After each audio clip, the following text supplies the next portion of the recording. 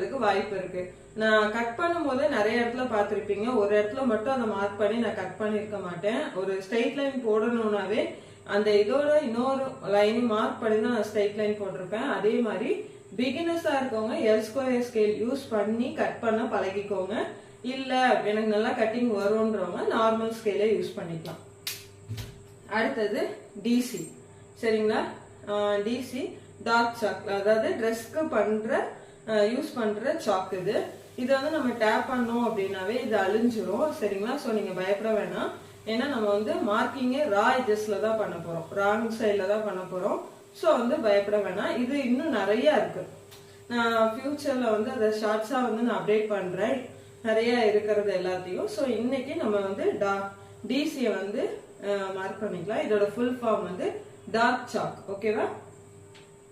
Next வந்து tape.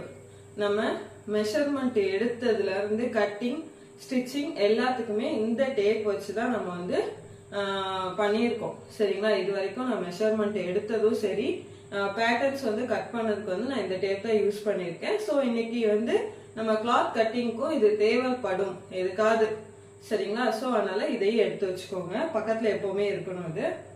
Next வந்து இந்த ஃபேப்ரிக்ல தான் வந்து இன்னைக்கு நான் வந்து பிளவுஸ் வந்து ஸ்டிச் பண்ண போறேன், ஓகேவா?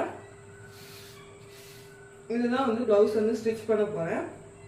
இந்த கிளாத்ல நிறைய இருக்கு, ஒன்னு ஒன்னா சொல்றேன் பாருங்க. இந்த இருக்கா, இந்த கிளாத்ல அதாவது இப்படி, அதாவது இந்த ரா எட்ஜஸ் ரெண்டு இருக்கா, இந்த இடத்துல ரெண்டு கரப்பகுதி இருக்கும். நீங்க எந்த பிளவுஸ் எடுத்து பாத்தீங்கன்னாலும் இந்த இடத்துல வந்து பிசுறு வந்து பிரியாது. அதே வந்து இந்த இடத்துல பாருங்க பிசுறு பிரியுதா, அதே கீழ் பகுதியில பாருங்க பிசுறு பிரியும். சோ இந்த ரெண்டு கரப்பகுதி பேர் வந்து செல்வெஜ், ஓகேவா? இந்த கரப்பகுதி வந்து செல்வெஜ். சோ இந்த ரெண்டு கரப்பகுதியை தான் எப்பவுமே போடணும். இது வந்து ஸ்ட்ரெயிட் லைன். இந்த கரப்பகுதி இருக்கு இல்லையா, இத வந்து ஸ்ட்ரெயிட் லைன் சொல்லுவோம். இத வந்து கிராஸ் லைன். இந்த மெத்தட்ல தான் வந்து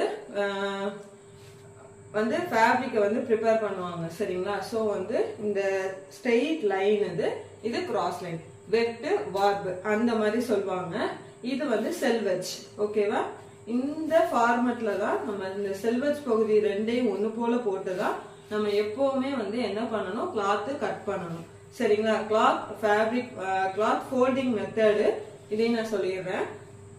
அடுத்தது இப்ப நம்ம வந்து கிராஷ் பீஸ்லாம் வந்து மார்க் பண்ணுவோம்ல, ஸோ அதை வந்து இந்த கிராஷ் லைன்ல நம்ம மார்க் பண்ணணும். அதாவது நம்ம வந்து ஸ்ட்ரெயிட்டா